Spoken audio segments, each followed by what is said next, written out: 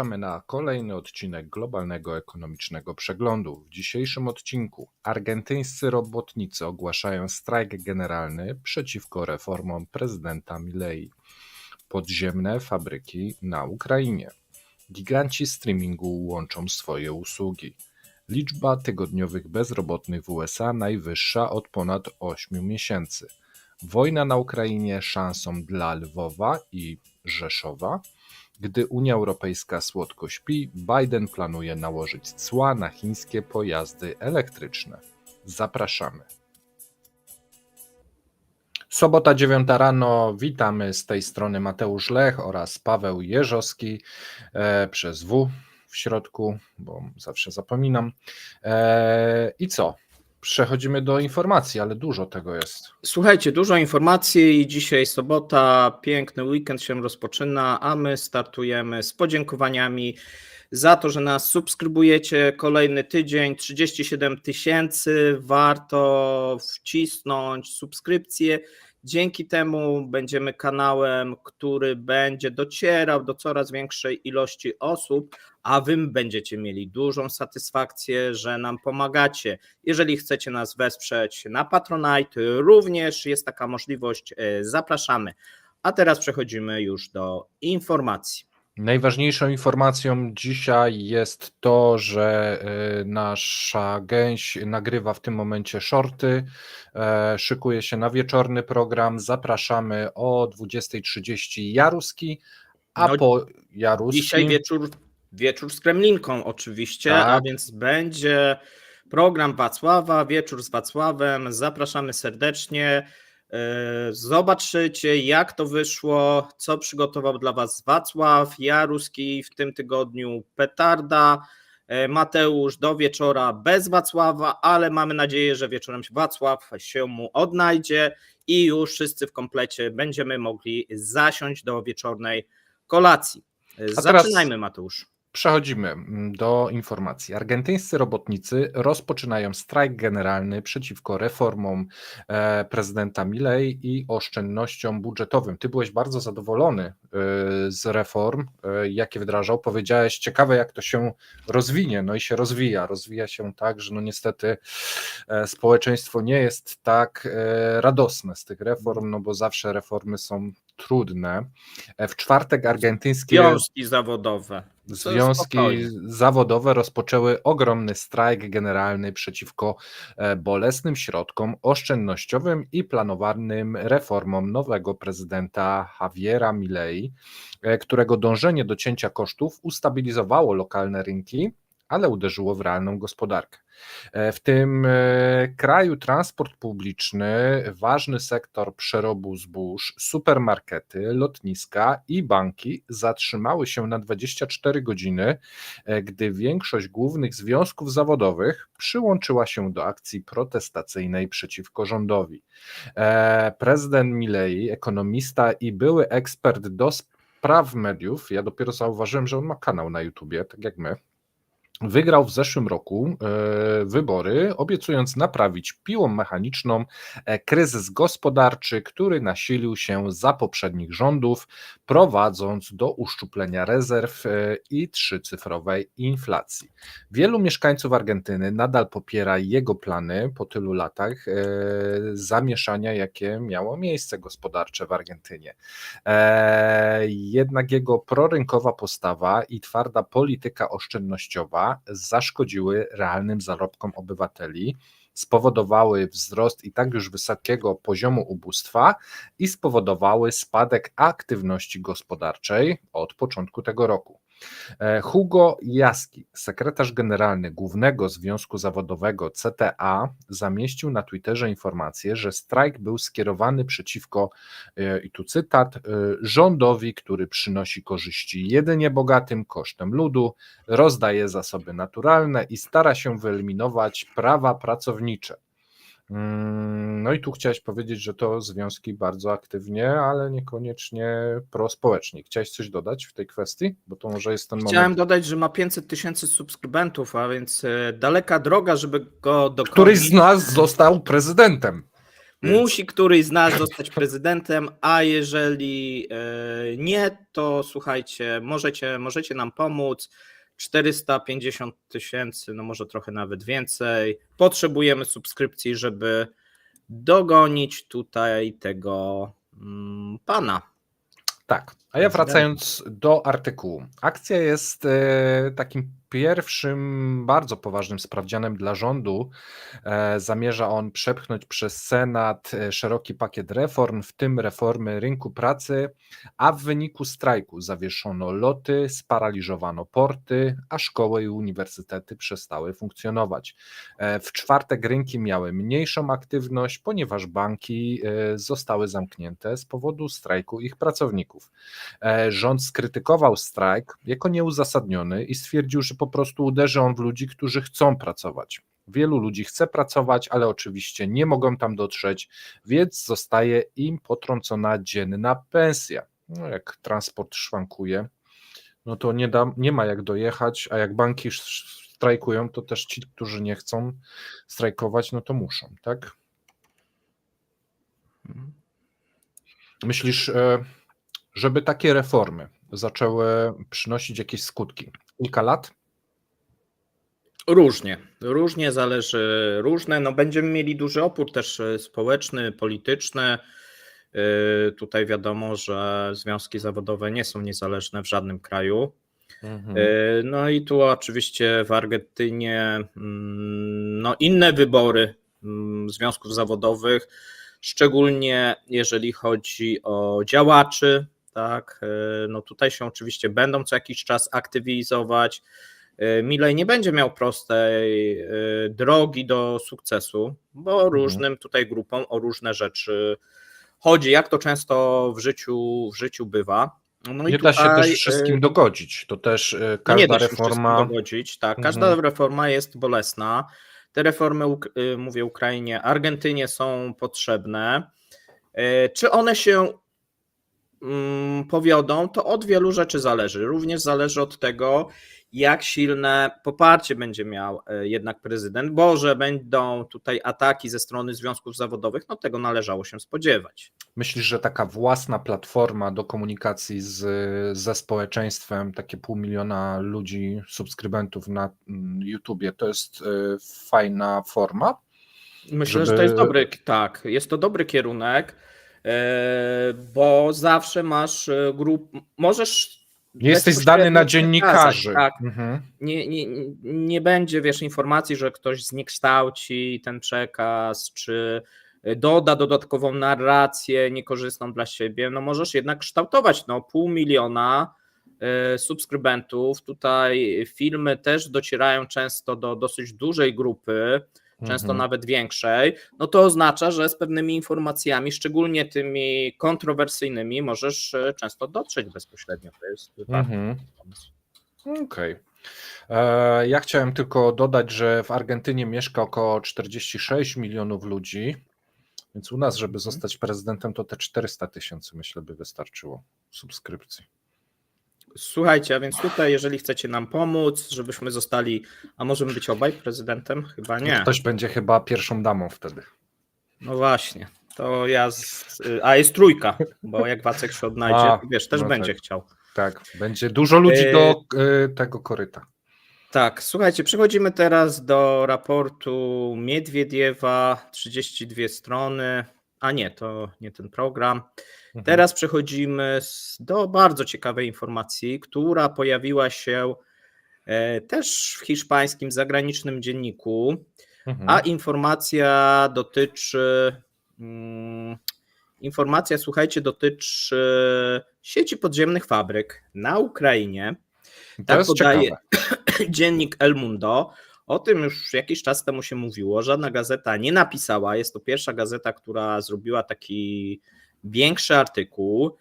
Mówi się o fabrykach podziemnych, być może nawet takich mini miastach, które produkują amunicję, pojazdy opancerzone i które zostały przeniesione, no wcześniej oczywiście działały na powierzchni, natomiast zostały przeniesione do podziemia. głównie tutaj z powodu zniszczeń na dużą skalę, jeżeli chodzi o ten pierwszy rok konfliktu i tutaj gazeta mówi, że te fabryki działają głównie od 2023 roku. Mówi się, że w pierwszych dniach rosyjskiej operacji tej wojskowej ukraińskie przedsiębiorstwa zostały zniszczone, dlatego przemysł zbrojeniowy został przeniesiony, no tutaj nie wiem czy w całości, ale do podziemia, tak podaje El Mundo. Niektóre fabryki znajdują się całkowicie według gazety pod ziemią, niektóre są częściowo zakamuflowane, są ukryte za ogromnymi sceneriami. Lokalizacja oczywiście jest ściśle tajna. Tutaj gazeta publikuje, że jest kwestia zachowania tajemnicy i to mocno niepokoi tutaj Kijów, ponieważ okazało się ostatnio, że wśród robotników też znaleźli się, nazwijmy to, sympatycy Rosji. A więc tutaj jest dosyć mocno prześwietlane też, kto w takich fabrykach pracuje. Podaje się, że jeżeli chodzi o ten projekt budowy i rozwijania tych fabryk, zajmuje się tym Oleksander Kamyszyn, były dyrektor operatora kolejowego spółki Укрзалізниця, który został mianowany na to stanowisko przez Władimira Zełańskiego. Teraz fabryki produkują nie tylko amunicję, ale wszystkie typy dronów, transportery opancerzone Kozak, pociski Neptun, pociski przeciwpancerne Stugna. Wielkość produkcji, co ciekawe, nie wiem skąd gazeta ma te informacje, ale według gazety potroiła się od czasu jej uruchomienia, czyli od początku 2023. Tak podaje na podstawie źródeł właśnie w przemyśle obronnym. Być może sami Ukraińcy przekazali te informacje, my tego nie wiemy. Zwraca się również uwagę, że dzięki tej inicjatywie europejskie firmy mogą dosyć bezpiecznie i tanio lokować swoje fabryki również pod ziemią.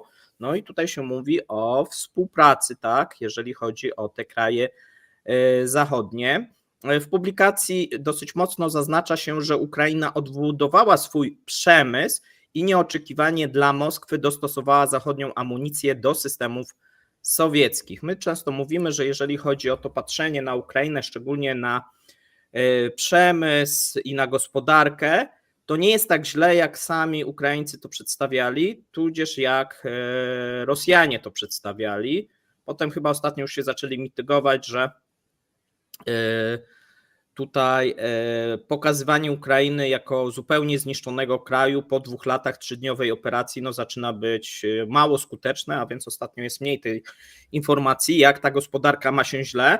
Natomiast no sami Ukraińcy dopiero chyba ostatnio zaczęli publikować jakieś dane, z których wynika, że no nie jest tak źle, jakby się wielu wcześniej wydawało. Ci nawet powiem więcej, ja też przygotowałem dzisiaj artykuł o Ukrainie i właśnie o tych Tak, my biznesach. będziemy mówili z Markiem Kozublem. Tak się odmawia, tak Marek twierdzi, a więc my za Markiem tak odmawia. On się wie jak nazywa. Więc... On się chyba wie jak nazywa, a jeżeli nie wie, to możecie go uświadamiać, natomiast on prosił, żeby to tak odmieniać. Z Markiem będzie na temat kolei. To już zapraszamy we wtorek na temat kolei ukraińskich, no, które mają rekord, tak? Kolejny rekord, jeżeli chodzi o przewozy, a więc jeżeli byłoby tak źle, no to powinno coraz się mniej przewozić, a przewozi się coraz więcej i to nie jest tak, jak tu niektórzy mówią, że samochody luksusowe, tylko zupełnie innego typu towary. Dobra, to chwilka przerwy od Ukrainy. Ja teraz dam wam ciekawostkę. Giganci streamingu łączą swoje usługi. Walt Disney i Warner Bros. Discovery będzie obsługiwać pakiet usług przesyłania strumieniowego Disney Plus, Hulu i Max w jednym.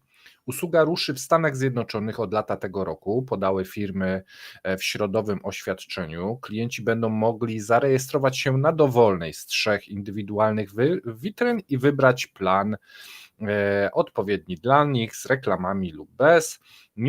Nie ujawniono na razie cen. Natomiast zarówno Disney, jak i Warner Bros., czyli HBO u nas, Max, próbują zbudować swój biznes zajmujący się streamingiem, podczas gdy klienci porzucają tradycyjne pakiety kablowe, no to już jest od kilku lat.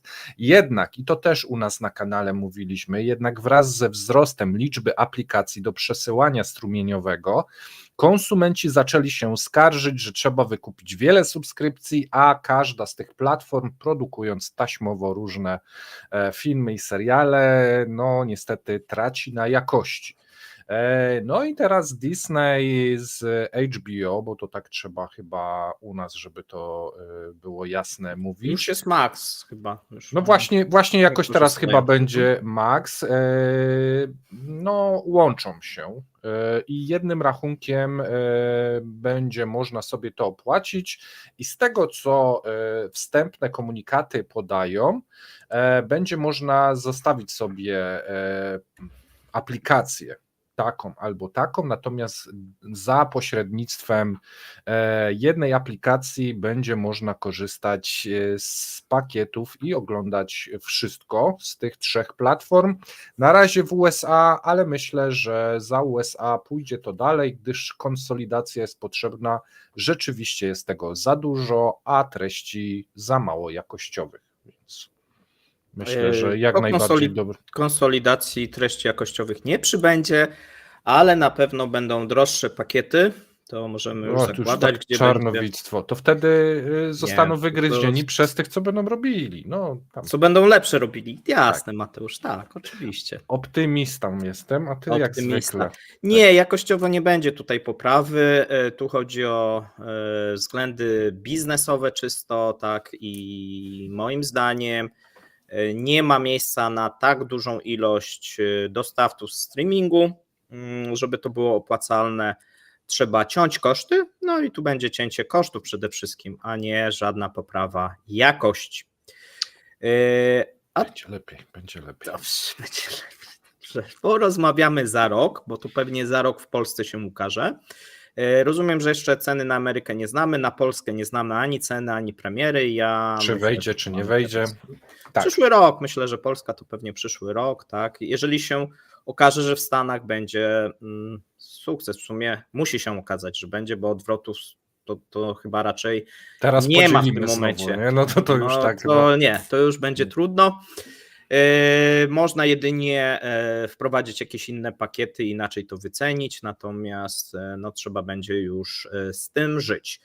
A my teraz przechodzimy do Stanów Zjednoczonych również i powiemy sobie na temat, rzadko takie informacje u nas goszczą i pomyślałem, że warto, bo co jakiś czas warto też śledzić, co się dzieje w USA, jeżeli chodzi o dane. A doszły do nas dane dotyczące, no jak co tydzień, liczby tygodniowych bezrobotnych. No i tu okazuje się, że mamy rekord. Ta liczba tygodniowych bezrobotnych jest najwyższa od ponad 8 miesięcy. Chodzi tutaj o osoby, które składają nowe wnioski o zasiłek dla bezrobotnych. Stanowi to w tym momencie informacje o całym, tak naprawdę można powiedzieć, że prawie od początku roku, ochładzaniu się rynku pracy. No i to jest moim zdaniem istotna informacja, trzeba śledzić, jak to się będzie zachowywać w następnych tygodniach. Jeżeli kogoś interesują te rzeczy związane z inwestycjami, to moim zdaniem warto, ponieważ opublikowany w czwartek cotygodniowy raport Departamentu Pracy dotyczący liczby bezrobotnych, będący najbardziej aktualnymi danymi na temat kondycji gospodarki, nastąpił po ubiegłotygodniowej wiadomości, że w kwietniu gospodarka dodała najmniej miejsc pracy od 6 miesięcy, czyli zobaczcie, no tutaj mamy taką no złą, można powiedzieć, tendencję, jeżeli chodzi o ostatni czas i jeżeli chodzi o rynek pracy. Doszło do tego, że osłabienie dynamiku na rynku pracy sprawiło, że w tym roku zaczyna rozważać się dosyć poważnie 2 obniżki stóp procentowych, które miałyby być dokonane przez Rezerwę Federalną. Do tej pory mieliśmy taką sytuację, że po tych odczytach inflacyjnych Ja o tym mówiłem. No Fed raczej zapowiedział, że to może będzie, ale nie szybko. No i w ogóle zaczynało się oddalać te obniżki, zaczęto nawet mówić, że przed wyborami nie będzie obniżki. No w związku z tym, że ten cel inflacyjny jeszcze nie jest osiągnięty, tam cały czas nie mamy 2 z przodu. No ale jak zwykle cel celem, a gospodarka gospodarką. Tutaj część analityków zaczyna już z dużym prawdopodobieństwem przewidywać, że jeżeli chodzi o obniżkę stóp procentowych, to nastąpi ona we wrześniu, tak uważa większość. Natomiast coraz więcej ekonomistów i analityków zaczyna przewidywać tą obniżkę już w lipcu.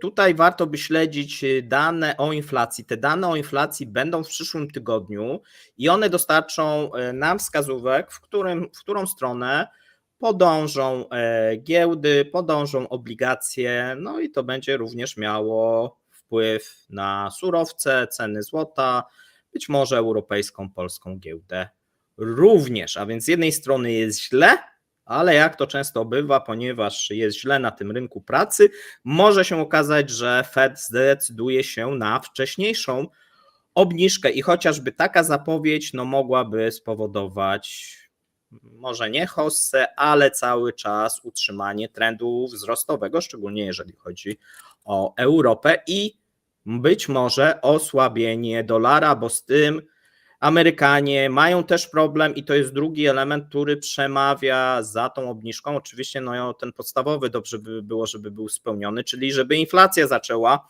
się stabilizować i spadać, a z tym ostatnio nie było idealnie. Robiliśmy chyba program też ze 2 tygodnie temu, gdzie mówiliśmy o tym, że Fed, patrząc na inflację, nie chce podjąć tej decyzji o obniżkach stóp procentowych, i Może będzie musiał, może będzie musiał. tak, chociaż że to się teraz tak częściowo. zmienia, nie? Po prostu jakie to jest dynamiczne. Program był sprzed 2 tygodni i było, że będą trzymali, natomiast jeżeli bezrobocie rośnie, to tak jak mówisz, to jest czynnik, który może ich zmusić do tego. Pamiętajmy, że Fed podejmuje nie tylko na podstawie inflacji, on troszeczkę ma inne te cele wyznaczone w Stanach Zjednoczonych, patrzy na wiele wskaźników w Polsce. W sumie w Polsce też troszeczkę tak jest, pomimo że głównym tym oczywiście celem Rady Polityki Pieniężnej jest dbanie o to, żeby stopy powodowały obniżenie inflacji, i żeby ona była tak naprawdę w tym progu inflacyjnym. Dokładnie. A teraz wracamy z powrotem do Europy, konkretnie do Ukrainy. Słuchaj, i tak się złożyło, że też mam podobny temat do ciebie, tylko z innej strony. W ciągu. Wiem. No właśnie, przedstawię wam historię Ołecha. W ciągu kilku dni od wkroczenia wojsk rosyjskich na Ukrainę na początku roku 2022 roku architekt Ołech Drozdow podjął decyzję o przeniesieniu swojego domu i firmy z oblężonego Charkowa na wschodzie do oddalonego ponad 1000 kilometrów na zachód Lwowa. Teraz, gdy wojna trwa już 3. rok, jego firma wróciła do wzrostów, ponieważ firmy takie jak jego dostosowują się do konfliktu i szukają możliwości obok potężnych wyzwań, jakim jest wojna.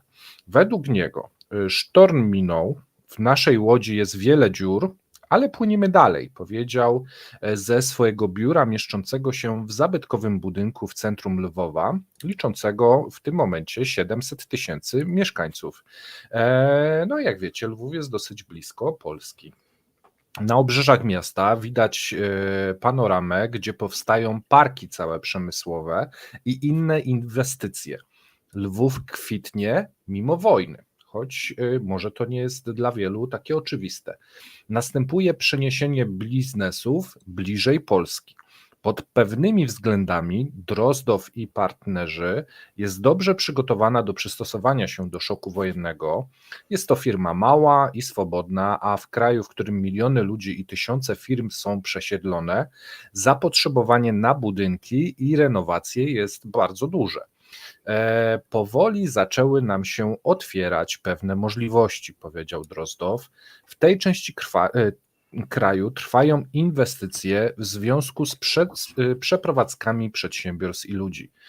Według Open Data Bot, który udostępnia dane z oficjalnych rejestrów, praktyka Olecha znajduje się wśród 19 000 firm, które od czasu inwazji zarejestrowały się w nowych lokalizacjach na Ukrainie w ramach masowej migracji przedsiębiorstw ze wschodu na zachód, która może już nigdy nie zostać odwrócona, no bo po co, jeżeli mają już firmę przeniesioną i ona będzie sobie dobrze funkcjonować, to po co ponownie pchać się na wschód. Dzięki zdolnościom adaptacyjnych przedsiębiorstw, wsparciu partnerów i programom rządowym, Ukraina w coraz większym stopniu nabiera cech gospodarki z czasów wojny. Jeśli porównamy strukturę gospodarki w 2023 roku z przedwojenną strukturą z 2021, wyraźnie widzimy tę transformację. Ukraińska gospodarka wykazuje odporność i zdolność do adaptacji, udowadniając, że potrafi przetrwać trudne czasy. Na wschodzie Ukrainy, gdzie podczas ofensyw i kontrofensyw toczyły się walki, miasta i wsie leżą w gruzach. Charków, jak dobrze wiecie, jest w tym momencie intensywnie bombardowany i nie wiadomo, czy nie będzie celem Putina w najbliższych miesiącach. W opublikowanym w lutym badaniu przeprowadzonym przez Bank Światowy, Organizację Narodów Zjednoczonych, Komisję Europejską i rząd Ukrainy oszacowano, że całkowity koszt odbudowy gospodarki będzie wynosił około 486 miliardów dolarów, a liczba ta stale rośnie, jest wiadomo, duże ataki, niszczenie infrastruktury. Daleko na zachodzie ośrodki miejskie radzą sobie znacznie lepiej. Wiktor Mykyta, wojewoda regionalny na Zakarpaciu, który graniczy z Polską, Słowacją, Węgrami i Rumunią, opisał gwałtowny wzrost liczby nowych przedsiębiorstw od produkcji soli po meble i tekstylia. Rozumiem, że tu nie wymieniają tematów wojskowych, no bo to może jest tajne. Przed wojną gospodarka górzystego regionu opierała się w dużej mierze na turystyce i przekazach pieniężnych wysyłanych do domu przez Ukraińców pracujących za granicą. Kiedy wybuchła wojna, wiele przedsiębiorstw przeniosło się, powstały miejsca pracy, budżet zaczął się wypełniać. Cieszy się wojewoda. Podobną tendencję zgłaszają urzędnicy właśnie z obwodu lwowskiego. Wśród rozpoczynających działalność są firmy z branży logistycznej, energetycznej, budowlanej i informatycznej. Tu mam jeszcze wymienione kilka dużych inwestycji, jakie w tym momencie są poczyniane przez zachodnie firmy. 50 milionów dolarów turecka firma Onur inwestuje w wydobycie grafitu w zachodnim obwodzie chmielnickim, kolejne 150 milionów dolarów inwestuje w odnawialne źródła energii na Zakarpaciu, niemiecki Bayern zapowiedział, że zainwestuje 60 milionów euro w zakład produkujący nasiona kukurydzy, więc tych inwestycji jest bardzo dużo, ale tu też jest podana Polska, a dokładniej Rzeszów, najbliższe duże miasto, które znajduje się zaledwie 170 km od Lwowa, które może skorzystać w nadchodzących latach z gwałtownie rozwijającego się właśnie Lwowa i okolic. Podsumowując, biznes, który mógł się przenieść na zachód Ukrainy, powoli się zadomawia w nowych warunkach. Jest okno na zachód, które najpewniej dla Ukraińców kiedyś się otworzy po wejściu do Unii, czy po zakończeniu konfliktu i podpisaniu jakichś umów. No i ten szlak będzie biegł przez Rzeszów. Ja jestem niezwykle ciekawy, jak będzie wyglądał rozwój infrastruktury i handel między tymi miastami.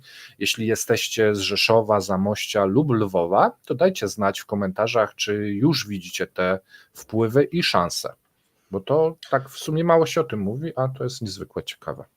Tak, no dużo oczywiście szans, też są pewne zagrożenia. Będziemy pewnie te tematy poruszać, też współpracy polsko-ukraińskiej w cepie tym ukraińskim, a teraz sobie przejdziemy, słuchajcie, do kolejnego tematu, dosyć ważnego, bo okazuje się, że gdy Unia Europejska dosyć słodko sobie śpi, Biden planuje nałożyć cła na chińskie pojazdy elektryczne. I ja mówiłem, że tutaj ta wojna handlowa przed wyborami prawdopodobnie wybuchnie pomiędzy Chinami a USA. Moim zdaniem to jest prawie że nieuniknione. Prezydent Stanów Zjednoczonych ma ogłosić nowe cła dotyczące Chin już w przyszłym tygodniu. Ma to obejmować strategiczne sektory, w tym pojazdy elektryczne, bo nie tylko mają być na pojazdy elektryczne, ale troszeczkę więcej. Ma to również obejmować sektory takie jak półprzewodniki czy sprzęt fotowoltaiczny. Szczegóły dotyczące dokładnej wartości i kategorii cen, które mają zostać nałożone w tym momencie, jeszcze nie są do końca sprecyzowane, ale administracja tutaj Bidena skupiła się na obszarach zainteresowań w strategicznych obszarach konkurencyjności i bezpieczeństwa narodowego. Biuro Przedstawiciela Handlu USA przedstawiło swoje zalecenia Białemu Domowi i to było już kilka tygodni temu, natomiast to ostateczne ogłoszenie miało już się pojawić, natomiast opóźniło się, ponieważ proponowany pakiet był przedmiotem wewnętrznej debaty w administracji Bidena. Tutaj należy się spodziewać, że ogłaszane środki prawdopodobnie wywołają odwet ze strony Chin, tak jak miało to miejsce za Trumpa. Trump jako pierwszy nałożył cła podczas swojej prezydentury, czyli 2017-2021. Spowodowało to odwet Chin w postaci własnych cen. Natomiast Biden, pomimo tych wcześniejszych zapowiedzi, że nie chce wojny handlowej z Chinami, to stwierdził, że kraje weszły w nowy paradygmat konkurencyjności. Tutaj prezydent amerykański rozpoczął przegląd polityki z czasów Trumpa na podstawie artykułu 301 amerykańskiego prawa handlowego. Przypomnijmy, że w zeszłym miesiącu, my o tym mówiliśmy, wezwał do znacznie wyższych ceł amerykańskich na chińskie produkty metalowe, ale do tej pory asortyment docelowy był wąski. Szacowano tutaj te cła na produkty ze stali, aluminium o wartości ponad $1 miliarda. No tutaj się też to może zmienić. Biden zapowiedział jeszcze dodatkowo wszczęcie dochodzenia w sprawie chińskich praktyk handlowych w sektorach stoczniowym, morskim, logistycznym, co również może doprowadzić do kolejnych wyższych ceł. Administracja Bidena wywiera, przypomnijmy, naciski na sąsiedni Meksyk, aby zakazał Chinom pośredniej sprzedaży stamtąd swoich wyrobów metalowych do Stanów Zjednoczonych. Ja przypomnę, mamy tam tą strefę, jeżeli chodzi i z Meksykiem, wolnego handlu, no i tutaj Chińczycy korzystają z pewnych tutaj udogodnień, które posiada Meksyk. Chiny twierdzą, że środki celne przynoszą efekt przeciwny od zamierzonych i wyrządzają oczywiście szkody amerykańskiej, jak i światowej gospodarce. No, natomiast myślę, że zarówno przed wyborami, jak i po wyborach ta wojna handlowa będzie trwała. A to ja cię zaskoczę. i uzupełnię trochę te informacje, bo Proszę bardzo. mamy teraz kilka rzeczy, które się łączą. Przede wszystkim w dniu wczorajszym mieliśmy omówienie, spotkanie prezydenta Francji, prezydenta Chin. Omawiał to Aleksander Olech, czyli ekspert od Francji, Łukasz Kobierski, czyli ekspert od Chin. Było dużo ciekawych niuansów, między innymi odnośnie tych samochodów elektrycznych. Ty mówisz o Meksyku, który ma tę umowę o wolnym handlu z USA i jest to taki wytrych, żeby wejść na rynek USA, a ja jestem już po nagraniu z Łukaszem Kobierskim chińskiego CEPA, gdzie mówiliśmy o Serbii, która będzie takim wytrychem dla Europy, bo też zostały ustanowione właśnie umowy o wolnym handlu. Ale Serbia nie jest w Unii Europejskiej. Ale czekaj, ale się Serbia i Węgry się do tego przymierzają. I dodatkowo omawialiśmy, dlaczego dla Chin i dlaczego chińscy eksperci woleliby Trumpa, a jednocześnie tworzą konia trojańskiego w Europie w postaci Serbii i Węgier. I teraz te trzy informacje, jak obejrzycie sobie w ciągu, to się zupełnie łączy. wam sposób myślenia przestawia i się łączą wszystkie te trzy rzeczy w jedno. Więc jeżeli oglądacie tylko w tym momencie CEP Global, to gorąco zapraszam na wczorajszy odcinek i gorąco zapraszam na jutrzejszy odcinek, gdyż te trzy informacje tworzą, można powiedzieć, jedną całość. A ja powiem Ci więcej. Wszystko zapowiada, że będzie w przyszłym tygodniu niemiecki odcinek. I tam który też o tym jeszcze powiemy. się o tym połączy. Tak, A więc Kremlinka. słuchajcie, no warto z nami być, warto słuchać informacji. Na dzisiaj to już prawie koniec. Nie rozdaliśmy kubków, bo kubki będziemy rozdawać wieczorem. Tak jest. Zapraszamy na wieczór, zapraszamy na Wacława. Wacław, jeżeli się odnajdzie Mateuszowi, to wtedy w komplecie Ja już widziałem, że on ma będzie próby już pełna rodzinka. z zespołem rockowym do intro, więc tak. Pogłaskałeś go za to, rozumiem. Nie, bo widziałem tylko na ekranie. Na ekranie nie głaskałem. okej. Trzymajcie się, do wieczora. Miłego dnia, cześć.